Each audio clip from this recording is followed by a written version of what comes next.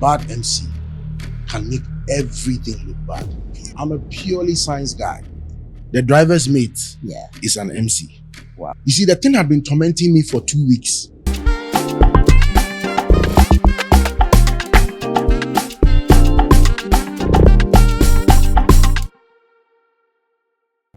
Hello there. Welcome to another exciting episode of the Wedding Podcast series right here in the studios of Afro Culture.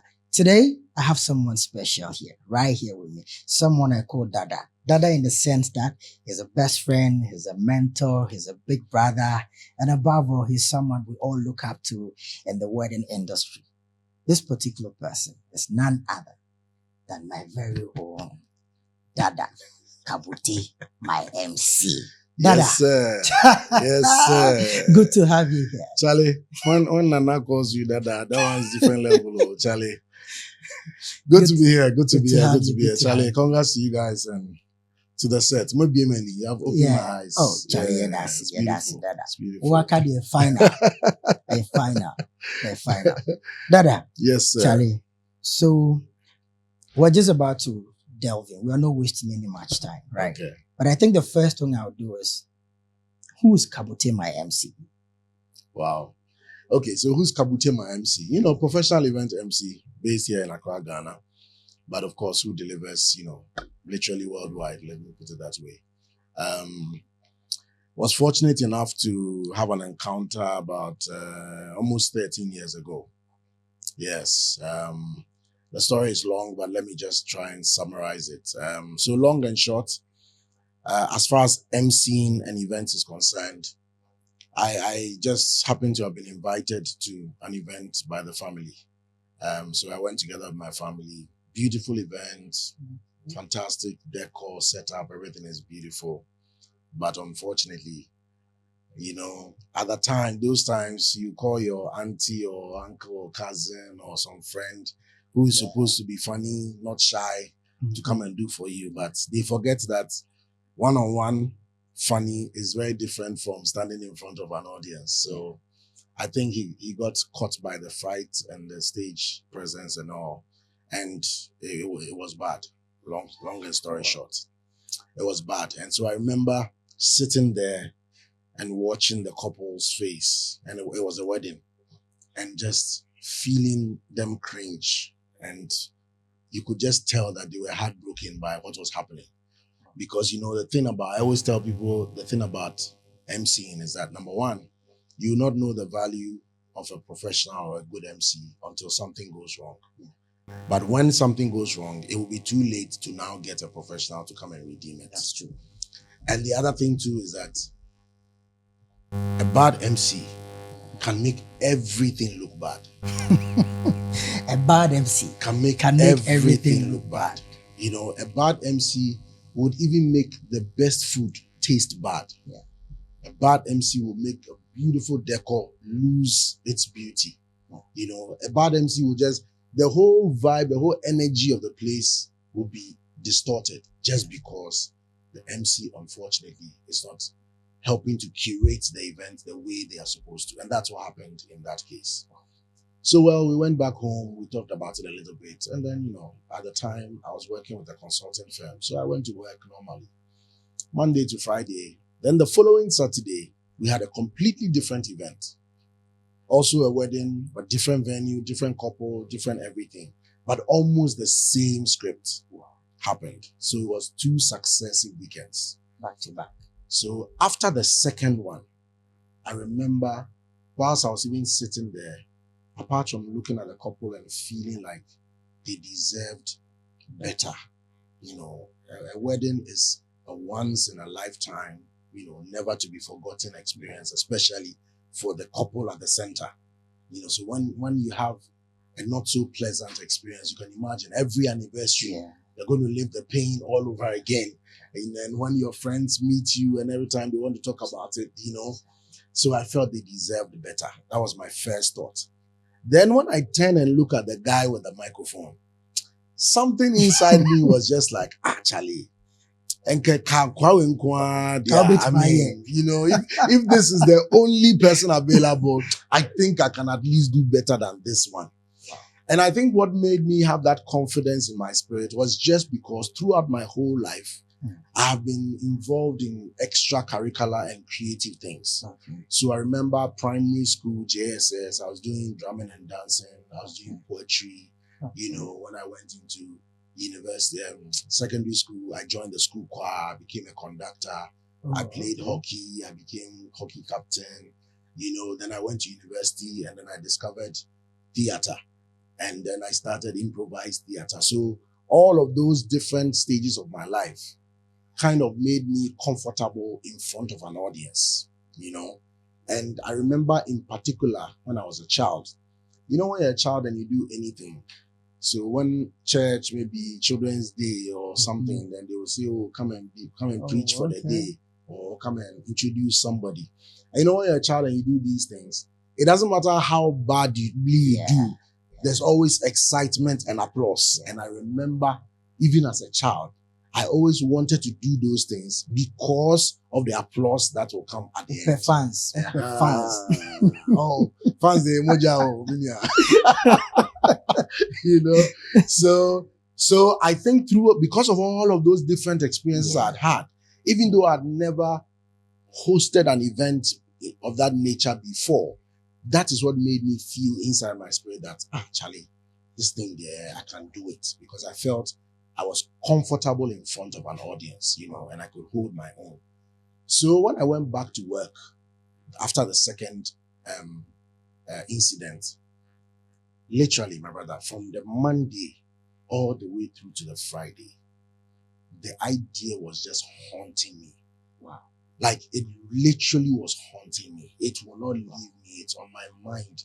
When I go to sleep, I struggle to sleep because I kept reliving and rethinking, you know, the whole thing. And remember, I'm a purely science guy. Really?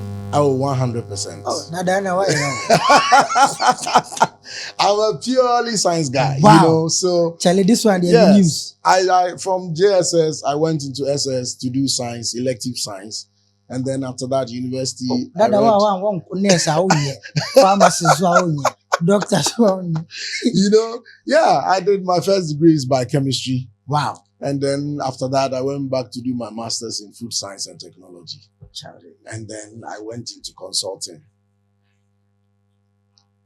And then my master's was in food science and technology. And then I went into consulting. So full science. Wow. But you see, all the while when I was pursuing my science as my career path, as my academic journey, I was doing all of these extracurricular things, but they were just passion things.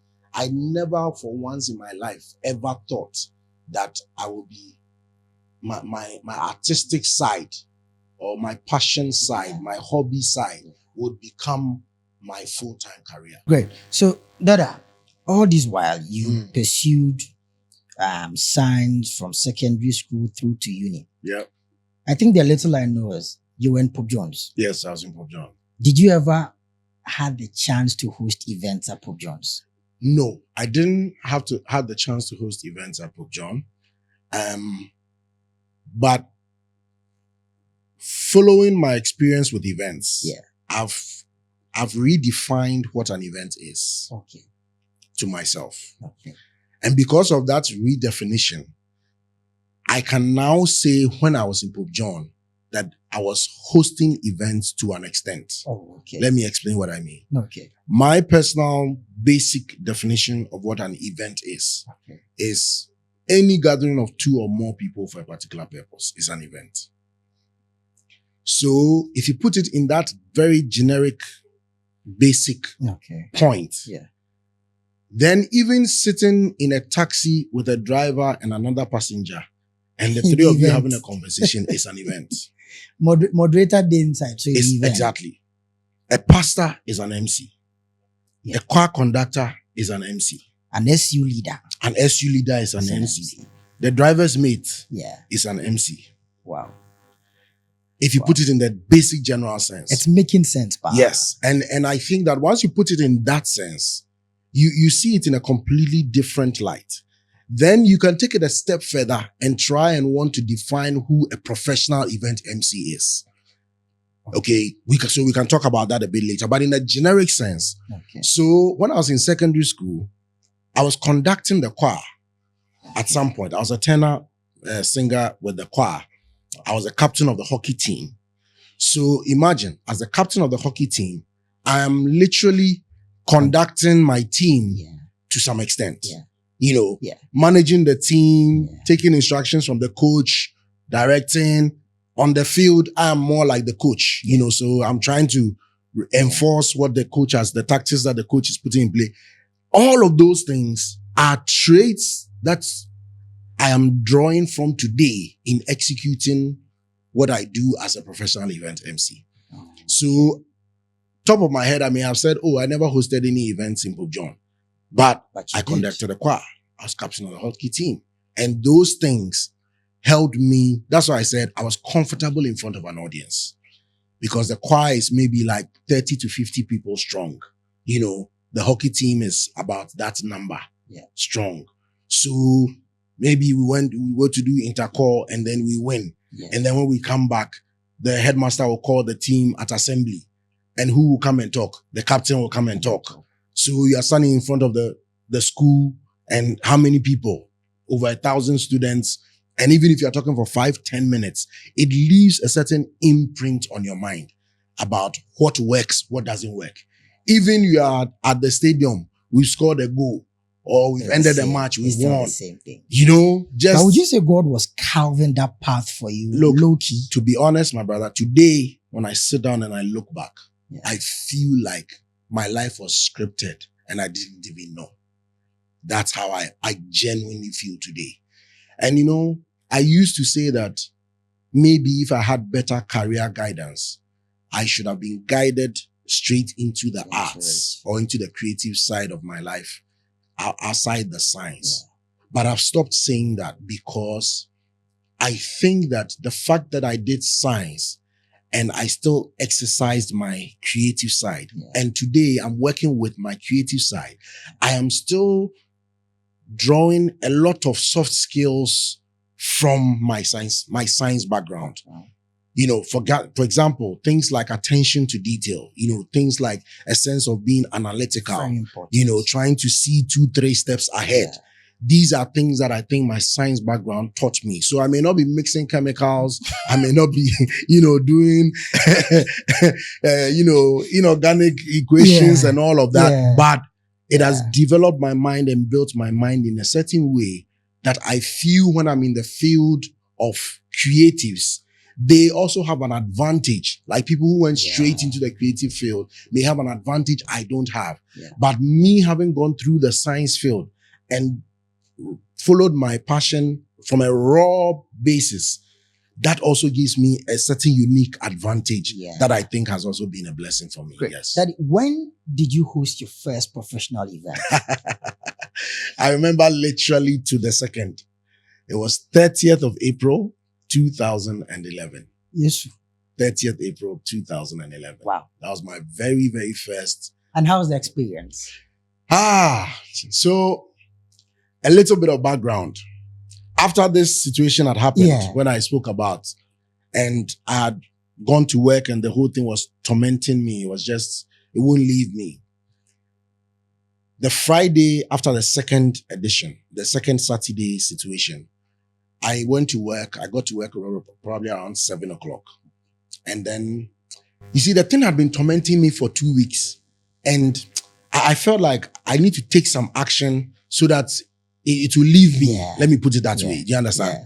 I don't know. I hope I don't know how else to explain it, but it literally was tormenting me. Wow. Like the idea was just more like, it's like you have to do something. Like, why are you waiting? Like, what's like, you have to do something. And I'm always, even the day, like, anytime I get off slightly, my mind goes back to the situation and how bad it was and how the couple, if it was better, how everybody would have been happy. So I said, okay, you know what? Facebook had come fresh at the time. So I went to work around 7 and I said, look, I'm just going to create a Facebook page. So I went to my desk, went to Facebook, set up, signed up, because I wasn't even on Facebook at the time, signed up, and then I created a page. when I was creating the page, I said, what name, one name. Then it just came to mind, Kabute, my MC. Now, the reason why I did Kabute, my MC, I remember I was sitting behind the computer. I was just thinking. And then I felt like I wanted a brand name that was also unconsciously a statement of fact. So I could have done Kabute the MC or MC Kabute or something like that. Yeah. Number one, I have an English name, but I felt like throughout my science part, that is what was projected. Okay. But now that I was going to exercise my creativity, I wanted to have my authentic Ghanaian identity. So I decided to take my name Kabute. So Kabute is actually my name. Yeah. Do you understand? Then my MC. So I was like, okay, if Troy is talking to Stephen about Kabute, Troy will say, oh, Stephen, have you seen Kabute, my MC? Now, what Troy was doing was just mentioning my brand name. Yeah. But without being conscious, Troy has actually claimed that Kabute is his MC. Yeah. That was the... This one, they're very deep. To be honest, my brother, I don't know. Yeah. I don't know the water I drank that day. I don't know. Wow. But even today, to be honest with you, even today, when my mind goes back to that moment and I think about it, I'm just like, Charlie, sometimes you are just given the grace of a certain unique inspiration or a certain unique intelligence in just that moment, because I don't know where it came from. I honestly don't know. Until today, it has stayed true. Every time somebody's mentioning my brand name, I see that they claim it. And once you claim it, you can't unclaim it. Why did that? You know what we change that? Why did that? Exactly, Wow. So I created the page. Long story short, my brother, closed the page maybe around 7:30 and I went to work. I told you I was working with a consulting firm and went to work. Around 12:30, we went out for lunch. We came back 1:30. So when we came back, just before going back to my desk, I said, oh, out of curiosity, I was like, oh, let me go and check. What is there? And by the way, when I created the page, there was nothing. It was just the name. There was no picture, no video, no description. There was nothing. It was just the page. Because I just wanted to take some action so that feeling I was feeling would just die down a little bit. Long story short, bro, when I went to open at 1:30, I had my first inquiry. No picture, nothing. I had my first inquiry. I received a message and this lady says she's going to have a wedding in April and she's looking for an MC and she just saw my page. So please, she hopes that I'm available. So I remember when I called her, she was called Myra.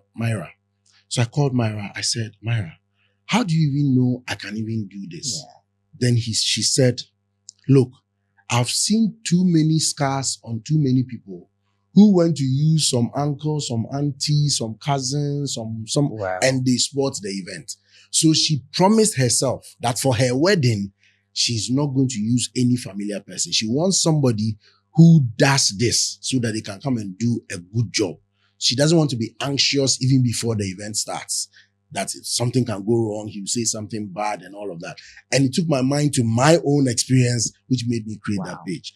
So she made a statement I'll never forget. She said, just the confidence for you to create a page is better for me than somebody who I'll just go and take to just come and try with my event. That'd be deep.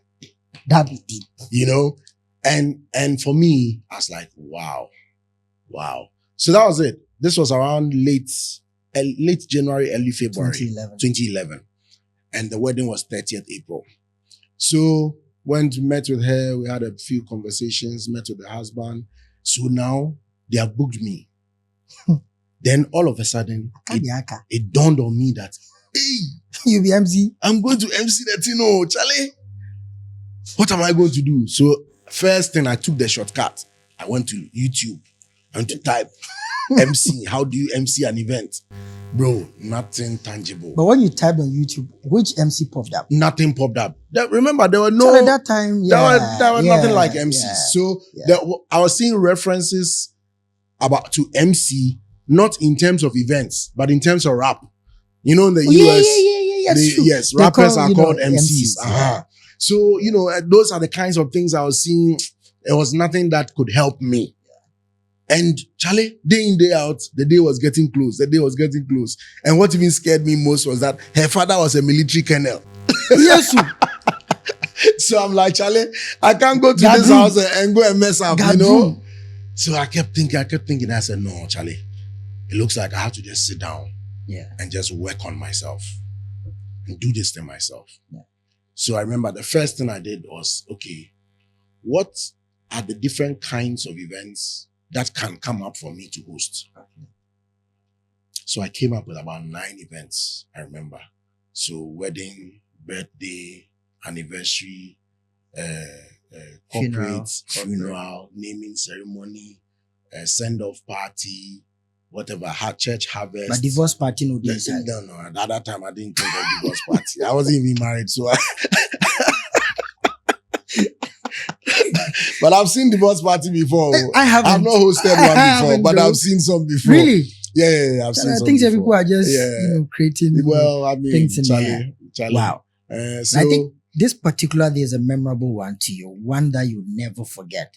And fast forward, you're a household name in Ghana and Africa. Because when we go on social media and we type MC, boom, boom, you pop up. And one thing I'm sure people are going to wonder is Kabute. Sarkodie says Kabute. And all of a sudden, Kabute hosts Sarkodie's wedding. But we'll come back to that. So after that particular day, you started going professional with it. Yes. So that was my first professional event. Very anxious when I was going, but I was also excited about the opportunity. And so I got there, I had done my homework, I had planned, I had, prepared myself well. And I think immediately the event started. At the time, let me just go into the mind a little bit. At the time, events were not things that people look forward to come and have an experience. Yeah. At the time, weddings were events that people attend out of duty. Yeah.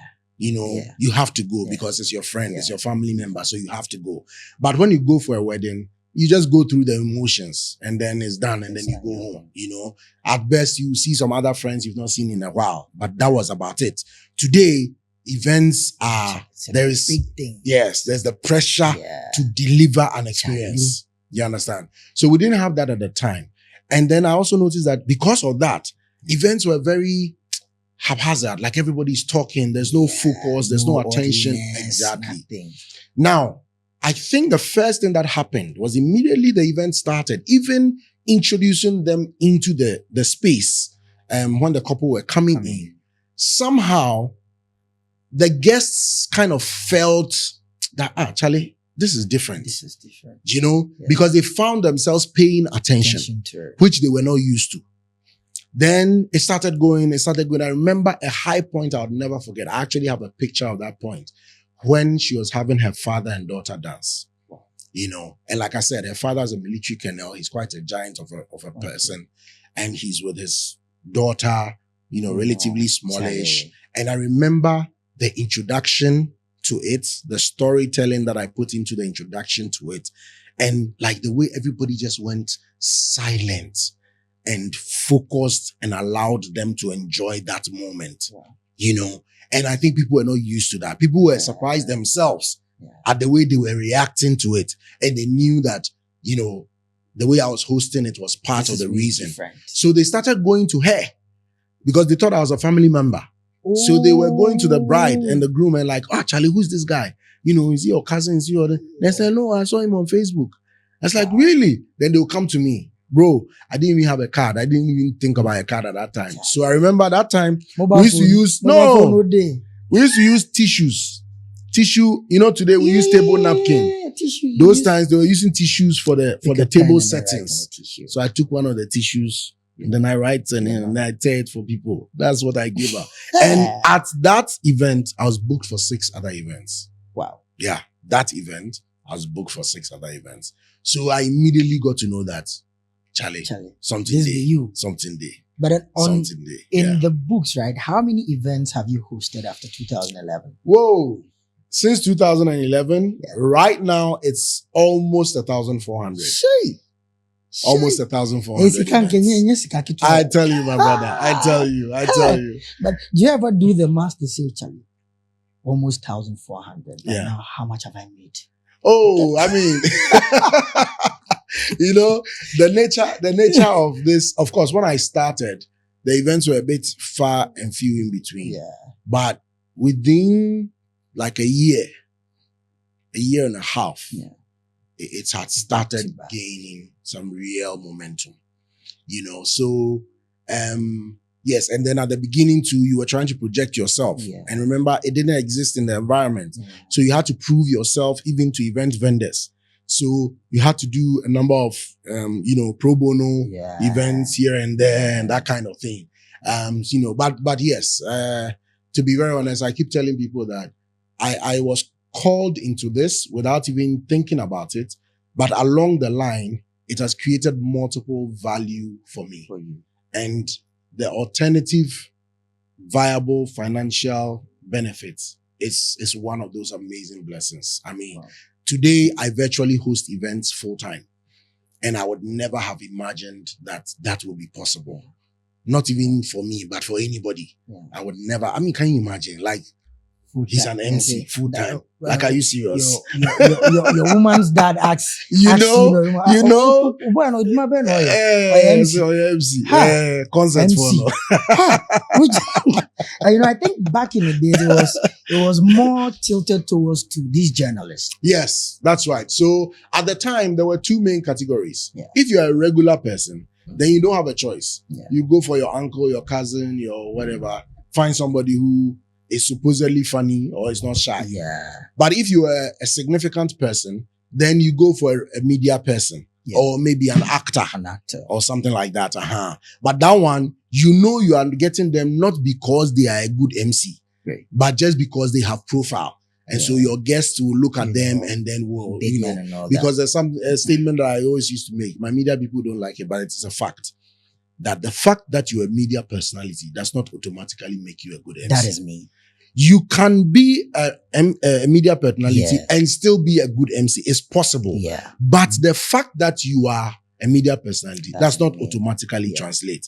In fact, in many cases, being a media personality works against you to be a good MC. You know why? Because media personalities have an imagined audience. Their audience is in their head.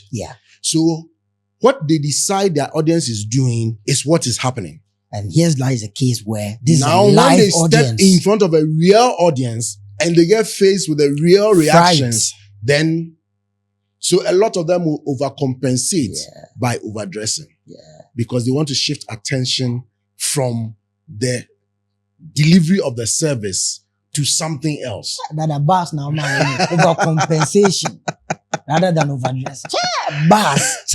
But I think it's true. Because I've had that experience in the past, right? And then fast forward, I think it's changing, right? But that let's draw the distinct difference between who a comedian is and who an MC is. Oh, I mean, there's a big difference. I tell people that to be a great MC, you would need to find other things that you are good at that you can use to garnish your MCing.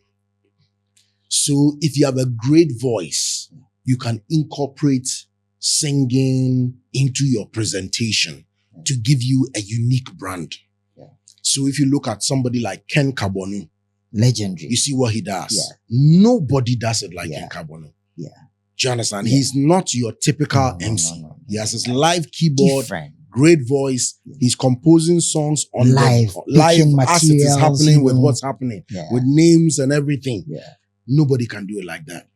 If you have the gift of spoken word or poetry, you can do some unique pieces and then maybe during your introductions or at critical points in the event. I think like my senior Nicholas Asante does it. Fantastic. So he has the oratory gift.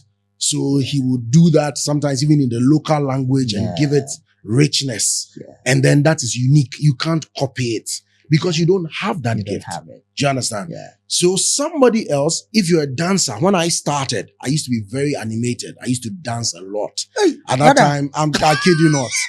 Because, at that time, you are trying to create value and let people understand why MC was important. So, and people didn't believe MC was important. That's true. So you had to find any and everything you can. And fortunately for me, because I've been in the creative spaces and all of that. And then Azonto was also at the peak at that time. Charlie, So I remember I used to do Charlie, my own one-man choreography. Bro, not easy. Do some one-man rehearsal, one-man choreography, some 50 just 2 minutes, 3 minutes session. Wow. And you get the fans, and then you get the clips, the videos, but the next day it's trending on Instagram, and then, the profile starts building small. So having the gift of humor and comedy is one of the assets that if you have the gift, you can use it to enrich your delivery as an MC. But an MC is not a comedian. So whatever your gift is, your entire delivery as an MC cannot be about your gift. So if you have a good voice, you can't be singing throughout the whole event. If you have a gift of poetry, you can't do poetry throughout the whole event. No. So the same way, you may have the gift of comedy. Yeah. So you find how best to infuse and to incorporate the comedy into the craft and then deliver for the purpose of the event. But it is not the same as somebody having the full gift of being a stand-up comedian who can stand for 15, 20, 30 minutes, deliver session after session, story after story, and get people to laugh and to be humorous. I don't have that gift. Okay. So there are sometimes clients will call you and say, oh, I want my people to laugh. And I tell people, what do you want? Do you want a comedian or do you want an engaging MC? Because that is the difference. Sometimes people want engagement. Yeah. I'll say that again. People want engagement, but they think engagement is always activity. That's way different. Engagement is not always activity. Yeah. You can bring in a comedian to add different value and vibe to the event if that's what you want. Yeah. If the MC himself has the gift of comedy, he can infuse it a little bit. For example, myself, I tell people I don't do comedy, but I do what I call witty humor. So within the context of the event, I'll see something, I'll put some 2-3 things together, I'll say something, we all have a good laugh, and then we move on. So don't expect me to come and talk about, story time, once upon a time or something like that. No, that's not me. Wow. If you want that, bring Obi and Ponsa. Bring, any of the gifted comedians and let them deliver because that is their full craft. But an MC, a comedian are two completely different things. Okay. A comedian may have the ability to learn and deliver as an MC. But when they are delivering as an MC, their comedy will only become a component to the MCing. An MC, if they have the gift of comedy, could also prepare and go and deliver a stand-up comedy skit somewhere. But when they are doing comedy, you are doing comedy. When you are hosting, you are hosting. So one will always be a subset to the other, depending on the particular thing you have been engaged for. Now, looking at this, whole time, right? Mm. Fast forward, you started hosting, I'm sorry to say, big weddings. Don't be sorry. It's okay. They will say, they will tell you it's relative. Like every wedding is a big wedding. That's what they will tell you. Every wedding is a big wedding. But I understand what you mean. Every wedding is a big wedding. And then, so looking at all the events you've hosted, which one would you say stands tall? I'm being careful about, I wouldn't say biggest, but stands tall. So I don't look at it really from the point of size, not necessarily. Yeah. But some of my most memorable, some of the events that I like when I was going home, I remember a particular event when I sat in the car about to drive off. I literally broke into tears. Wow. Yeah, I literally broke into tears. And the events that stand out for me strongly are the events that obviously were going bad. And then by virtue of an intervention or something I came up with, it turned around and became fantastic. Wow. So those ones stand out for me. The second category of events that stand out for me are the destination events. Because there's just something special about destination events. The thing about destination events is that everybody is zoomed in on the event. There's Change no of distraction. environment, something Exactly. different. So the people dress better when they are going for a destination event. They are in better mood because the whole experience of traveling and moving and sometimes being in a hotel, and then they come and then you meet people you have not met in a long, like it's just a whole different vibe. And then the whole environment, you know, sometimes by a water body or some greenery, and there's just something special That about helps that. Oh, Charlie. You know, so I remember, for example, my first event I hosted in Dubai. Charlie, like, bro, imagine. Wow. This is me, regular dude. And Kanye Nyamiadoma, I will be wearing white in some laboratory, mixing some blue and red chemicals. And then somebody calls you and says, I'm getting married. Wow. My wedding is in Dubai. And I want you to come and host for me. I'm going to buy you a ticket. I'm going to book a hotel for you. Wow. For 3-4 days. Because there are tours and movements, etc. alongside. The wedding is at the beachfront. Like, think about it. Charlie. Like, I remember after the conversation. Me, I'm not going to sleep. Like, I was sitting there, I was like, God. Like, I could not have seen this possibility when I was creating my Facebook page. Yeah. You know what I mean? Yeah. And then when it actually started happening, like when I was packing my bags, when I was getting to the airport, when I got on the flight, when I arrived, and this was the first time I was going to Dubai. At the time, I'd never visited Dubai before. So like, imagine, like it wasn't really happening. It was happening, bro. And listen, this one, put everything aside. I'm like, bro, this one, put the everything elevation, aside. This elevation, I'm like, look, I say, hey, this thing, I go kill him. I go kill him. I'm sure you got a new suit. Bro, what are you talking about, man? I got 2 options. Two suits. New shoes. Massa. I say, hey, today, the English I go speak for this event under Charlie. And then we went, you know, beautiful, everything about it, the environment, the people who came. And in this case, it was also, like I said, destination. Yeah. So it was just wonderful. And the vibe, the people, and people from different countries. Wow. So the people from Nigeria, people from Switzerland, US, UK, and they had come together and everybody was, you know, and then all these people, then now the wedding is over, MC is going to step out. And here comes this guy. And everybody's like expectant, you know, because they don't know you, they've never seen you before. They don't know, so you do the capitation accordion they talk about. If they know, like, don't go, stay attentive. They never know. You know? And I'm like, Charlie, God, today, just take over. Let's do this. And we had a fantastic event. Like, we had such a great party. You know, such a great party. Till today, you know, even if I don't speak to the couple on a regular basis, every time I meet them, you know, every time I meet them, I mean, Charlie, Mr. and Mrs. Lugudon, big ups.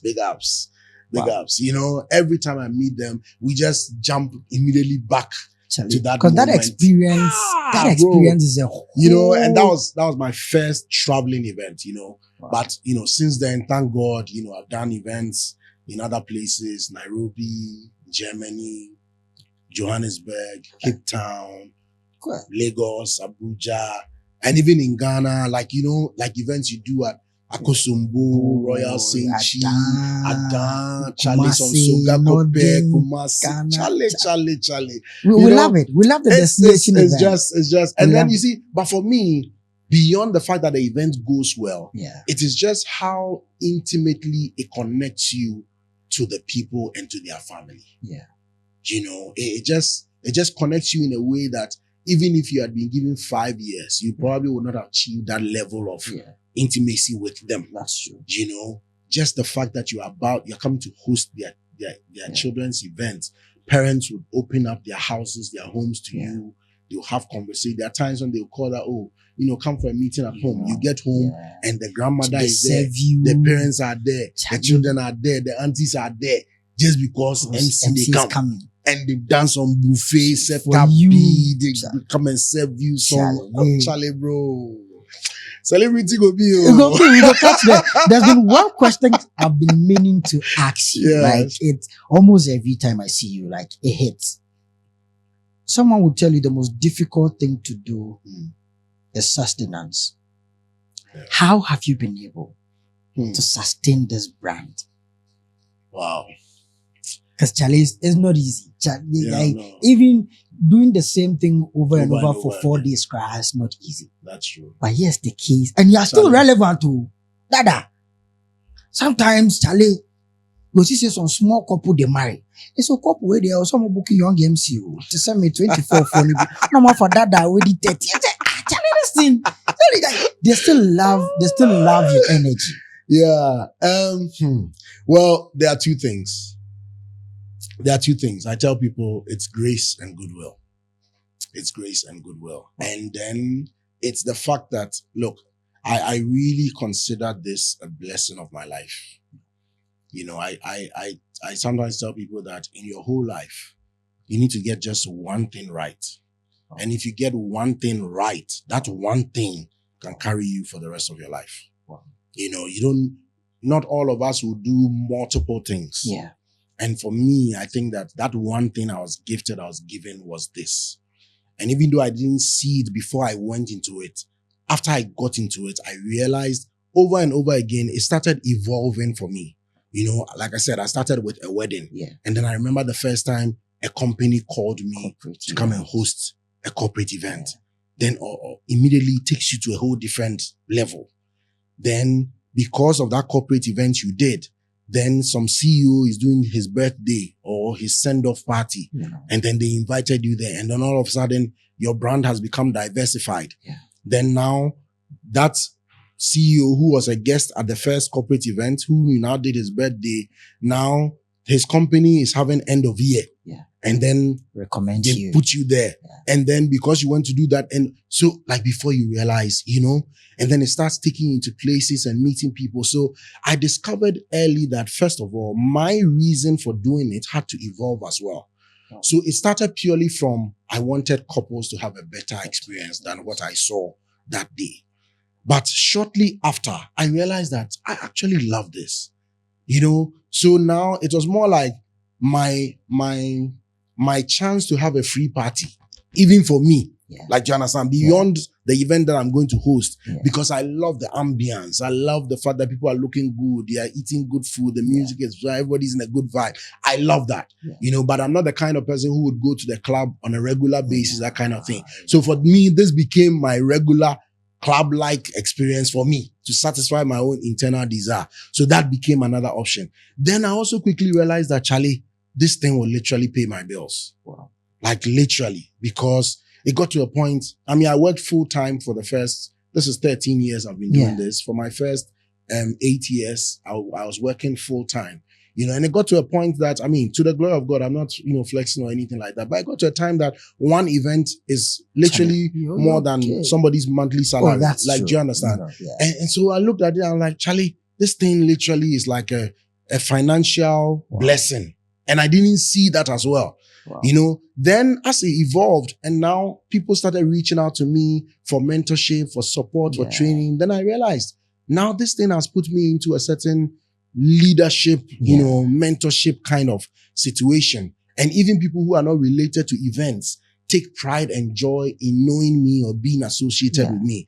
So when the purpose kept evolving, my commitment to it also got more and more. Wow. So I was investing more in like thinking through it, working myself out. You know, I don't take any event for granted. I tell people to today, I still get nervous when I'm going to host events. What's the most difficult event you've ever hosted? It is an event where the event planner or the event host does not give me the space to do what I have to do. Okay. When they want to micromanage you, that is my worst experience. You somewhere. You know, I remember a particular event coordinator who spoke to me like we've spoken, we've booked, we've done all the meetings. Then on the day, spoke to me in the morning. We went through everything again, no problem. Then 1 hour later, another call. Then I got to the venue. Immediately she saw me, called me. We went through the same thing again. Then 30 minutes to the event, called me, talked about the thing again. Oh, Then Charlie. just when the event is about to start, she's standing on my neck. Oh, I'm like, Charlie. madam, do you want the microphone or do you want me to do my job? Yeah. I beg you, let me do my job. Just have faith and have trust. So yeah, that's it. Micromanagement is my biggest challenge when I'm hosting events. So irrespective of whatever event it is, that's one. The second thing also is co-emceeing without the appropriate pre-preparation and alignment of the two individuals. Yes. That is also a major thing. So if it is possible, it can be done. If both are very professional, if both are very well oriented, aligned to the same spot, we can even show up without any background and we can have a conversation and make it work.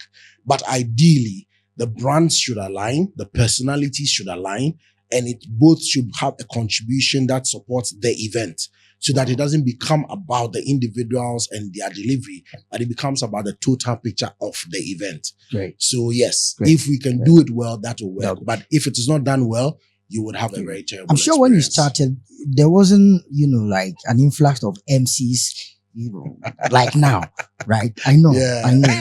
But now, Charlie, we plenty. The MCs we plenty, everywhere. right? But what are some of the things you've seen around most of us? I'll say us, the younger MCs, that you think we can work on or maybe polish to become, the kabuti you are today? Because the truth of the matter is, we're a lot. Are we learning on the job? Are we being professional? Are we reading on the job? What are we doing? Yeah. So, number one, the first thing I think is just the intention, like the reason that brings people into the events, into the space. A lot of people, obviously, there are challenges in the environment. There's challenges with employment and all of that. So everybody is trying to find ways to survive. And you can't take that from anybody, but that cannot be the only reason. If you only see ahead of time that, Charlie, this thing, money day inside, so I'm coming to do it. And you don't commit yourself to learning and building the craft. Because I tell people that, you see, there is a talent, but the talent needs to become a skill. That is when you have perfected the talent to the point where you can do it over and over again and predict the results in advance. Then it is a skill. But now when the skill is put into delivering a service, it now becomes a craft. So you have moved from talent to skill to craft. Now that you are delivering it as a service to a craft, you now have to turn it from just a craft provision to a professional service. Now, a professional service means there are standards, there are expectations, there are do's and don'ts, there are contracts, there are packages for remuneration, all of that is there. Then ultimately, you become a commercial brand. By the time you become a commercial brand, you realize that within your commercial brand, you have the professionalism there, you have the craft, you have the skills, you have the talent. But if you immediately think that, oh, Charlie, money day inside, so I'm just coming to build a commercial brand, meanwhile, you haven't built the groundwork that will support the commercial brand for it to be successful. That is when you get lucky, 1, 2, 3 people will get you to do an event, but after that, nobody's calling you again. Because you know why? Instead of those 1, 2, 3 events becoming a stepping stone, they became the exposure of how inept. I don't want to use it in a negative sense, but that's the word I want to use. That you are not ready. You were not ready and you went on a big stage and you showed the whole world how not ready you are. So now, instead of you becoming an example of the MC we want, you become an example of the MC nobody wants. Have you had your lowest moment yet? Oh, yes. I've had some low moments. There are events that you've delivered that sometimes even people are happy, but you yourself in your spirit, you're like, Charlie, this could have been better. This could have been better. In my early days, I was also, I still hadn't fully embraced in my mind the extent to which your professionalism has to go So, for example, dealing with my emotions and people who treat you badly, you know, I remember, you know, sometimes people looking down on you and talking down on you because you were the MC and there was no respect about it. I remember times when you go and do events and even water, you know, somebody thinks you don't even deserve to drink water at the event. And so those things sometimes in those occasions got to me and I probably didn't handle it the best way. But I learned from those things. So yes, those have been some of the low moments, but to be very, very honest with you, it probably is like maybe 1% of it. But I'm really hard on myself. I won't lie. I'm hard on myself in terms of my delivery. I am hard on myself because I have come to realize that I represent more than just myself.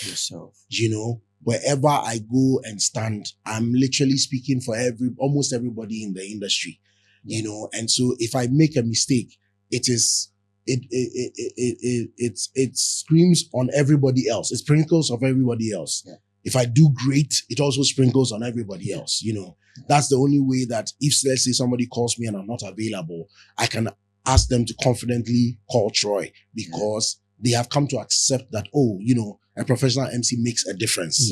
You know, otherwise people think that, oh, let's just try it anyhow. And well, every now and again, sometimes one of my secret joyful moments, that's the word. Is when, is when a client refused to take an MC. And then on the day of the event, then they call you and they're like, Charlie, I beg you, can you get me somebody like now? I will, if I'm available, I will. If I'm not, I'll try and get somebody. But at the back of my mind, I'm like, I hope this tells you that how important an MC, at that point in time, the MC is more important than your banker, than your lawyer, than your doctor, than your pastor.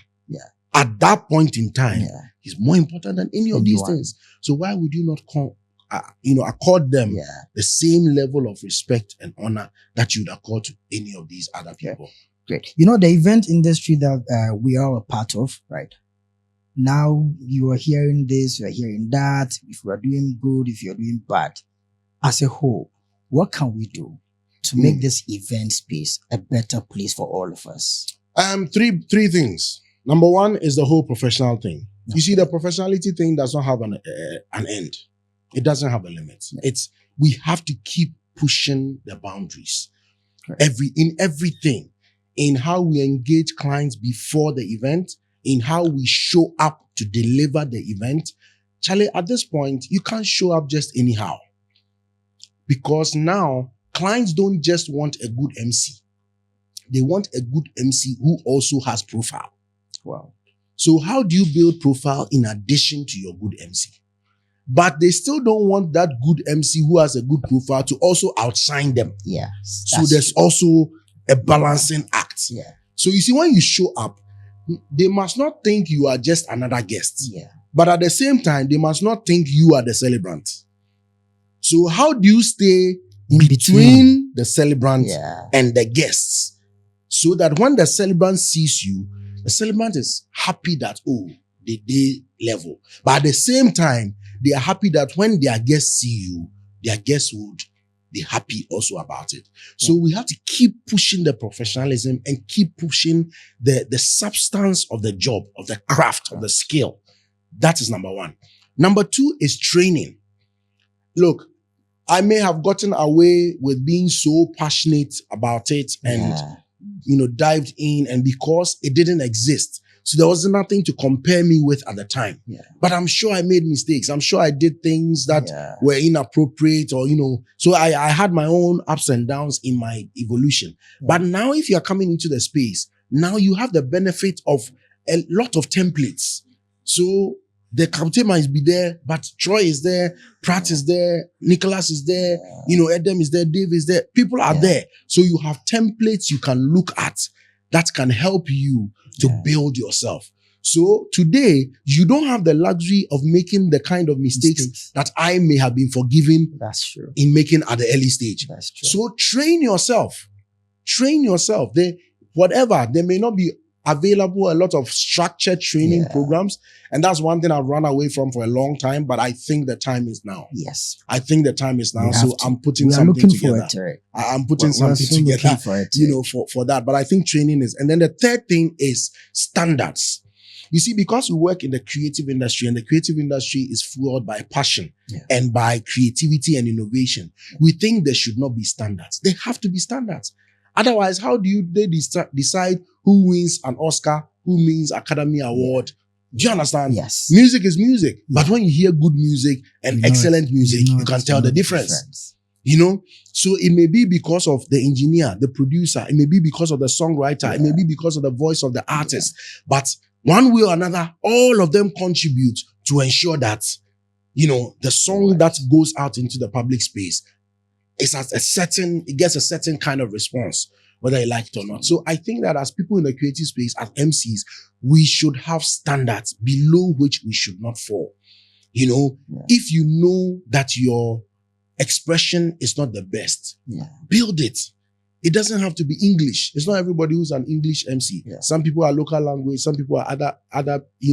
So whatever your field, build it and deliver it. I mean, having to go for an event that there's a local MC and the guy speaks the local language. Make you switch and yourself. You're just sitting there and you're not even a part of that cultural, but you're proud and you are. So those three things: pushing the professionalism, train yourself, and then let's build standards for ourselves. Who's your favorite MC? Oh, man, yes, sir. Don't do that. There's a good DJ defines who a good MC is. Oh, not necessarily. No. The same way a good MC does not also define who a good DJ is. Okay. But the DJ is your best complement as an MC. Okay. So for me, I value my DJs like big time. Whether I've worked with a DJ before or not, when I speak with the client, one of the first things I ask them is, who is the DJ? If I don't know the person, please send me their number. I'll call the person in advance. I'm like, Charlie, bro, what they open? My name is Kabute. I hear we're working together on the day. Charlie, this one I beg. I did your hands inside. Oh, they are no say you go bring your skills, you go kill them. What I'm doing at that point, I am just honoring his gifts, his talent by showing respect. See, that respect I've shown to him, that alone, it's a motivation enough. Do you understand? When he shows, and most of the time, especially when I don't know them or they don't know me, and I reach out to them like that.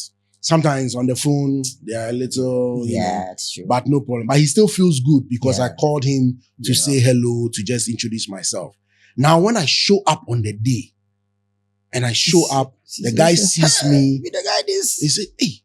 And then he sees maybe how I'm dressed. I'm a bit elderly. And then in his mind, he's like, so this is the guy who called me. I do understand. Like all of a sudden, that guy is willing to be your partner. So at that point, you realize that you are working together rather than everybody doing their own show. And then that's where the synergy builds. And when you work together, that is when both of you will shine. So me, apart from introducing myself when I'm starting the event, I don't mention my name during the event. The person I mention during the event the most is the DJ, because I am the voice to his sound, whilst he is the music to my voice. Do you understand? So once he's giving it and the audience is responding, Charlie, make a hail am small. Before hail am. Then as you the hail am, then you to the vim come. Then Charlie do the job. There's one question people are looking out for. Sure. Are you the same Kabute Sarkodie talks about? I have decided that I am the one. I don't know if he decided it, but me, dear, I've decided that I'm the one. That whole clash thing at his wedding, I was like, I mean, it was just pure coincidence. Wow. So I remember I saw him one of the first times I saw him at an event. I showed him my card. Okay. And then I said, you should look at the name well. And he looked at the name and he started laughing. And then I asked him, but why do you use my name in all your songs? Because he has about 4 or 5 songs with Kabute. So I asked him and he said, oh, honestly, he was walking somewhere I think an interview or something he did. He said he was working somewhere. He heard somebody calling another person Kabute, and the name, he just liked the name. And somehow in the studio, the name keeps coming. So he's done about 3 or 4 songs with the name. And then it so happens that when it was time for him to get married, his team reached out and he also eventually reached out. So after hosting his event, I decided that I am the Kabute that he talks But I still no answer who your favorite MC is. Oh, let's say myself. Yes, so, ladies and gentlemen, you're live right here at the studios of Afro Culture. This is the Afro Wedding, right here in the studio. Dada, there's one thing I want us to do. It's called the Afro Quiz. What? So, I will give you 2 options. You choose one. Okay. So, let me put you on it. Hey, am I safe? Dada. Okay, yes. What's up? Okay. Great. So, what's spot on? Dada, corporate events or wedding? Wow. Corporate parties. Dada, you ran away. Yeah, right now, corporate parties. Corporate parties. Yes. Destination or... Oh, that one, don't add or destination. Destination event. Destination. Dada, cheddar or baumia? Cheddar or baumia? Kwe. Cheddar or baumia?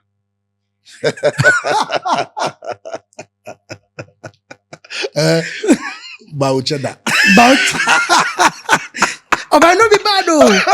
If like the other guy running mates, like it won't be bad though. Take cheddar as running cheddar. Mates. Then we all go survive. Oh, like it won't be bad. That was suit or kaftan. Right now, Grand Kaftan. Grand Kaftan. Yeah. This will be you name Amo. Yeah, Grand Kaftan. Grand Kaftan. Yes. That are charging in cedis or dollars. Oh. You see, it's about exchange rates. So it doesn't really matter. As long as the value, but on paper. $5 now. Oh, Dada. See the look for more. $5. If you they do where the cedi go down. $5 now. No, you see, but it will come into the country. There you go. They are paying it to melt. So I'm actually, bringing currency into the country. Dada, DJ or MC? DJ or MC? Oh, definitely MC. Dada, DJ or MC will be important. Oh, who is more important? You see, that conversation, of course, I'll say MC because for me, that is the leading. But that is not to say that if you ask me, I think that events are like a marathon. Like a relay marathon, 4x100. So what happens is that the event venue starts with a baton. Okay. When they finish, they hand it over to the decor. Then decor will finish, they hand it over to lighting. Lighting will finish, they hand it over to food vendor. Food vendor will finish, handing over to DJ. Then after everybody, the cake, everybody cocktail, after everybody has run their race, finally, they give it to the MC. So the MC is the finisher of the baton race for all the vendors.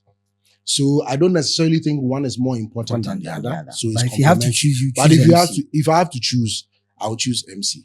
And the reason I'll choose MC, okay, I'll explain, but I'll choose MC. Dada, should MCs pay tax? Should MCs pay tax? Oh, I think it's not a question of should MCs pay tax. It's a question of should businesses pay tax.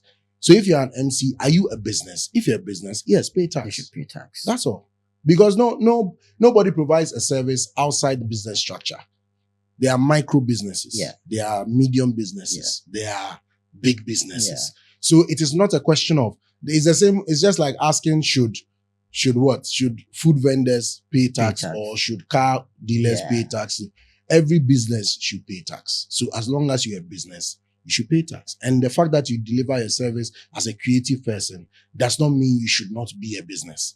So if you come to Kabute My MC is just my brand name. It's not my business name. Yeah. My business is registered and the business provides a service, which is Kabute My MC. So when you pay me, you're not paying me Kabute. Your money is not coming straight into my pocket. You're paying my business. And then my business pays me a salary. So my business pays taxes.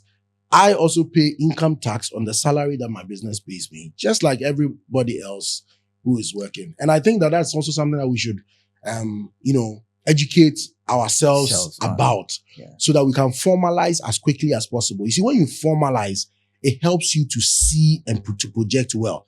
and to build the business more solidly. Otherwise, the most painful thing for an MC, the most painful thing, unless you tell me, for an MC is going to host an event that you have already chopped been the paid money for 6 months ago.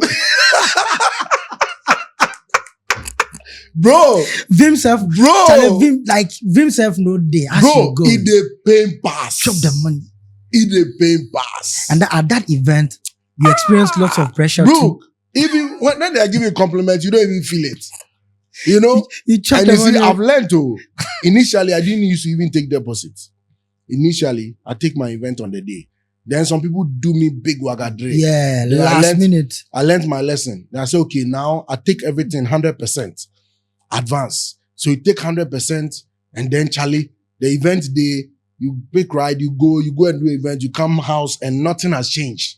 Meanwhile, your more environment feels that to be now, You take the money. you go. So again, we learned a lesson. So we change it. But So, what's your take on the event industry now? Mm. Are we doing well on a scale of 10? I think we're How you growing. rate us? I think we're growing. And to be honest, I think that we've come a long way. To be very honest, I think we've come a long way. Where we have reached is that, you see, earlier on, when you make a small level of growth, Okay. it is big because the environment is not used to that growth. Okay. So let me take, for example, let's say rentals. Yeah. When they started, they were doing basic, simple Yeah. plastic chair. Yeah. Then somebody went and brought chivalry chairs. Yes. So the moment you bring chivalry chairs, the environment has never seen chivalry chairs before. Yeah. So all of a sudden, it's like, wow, that's exciting.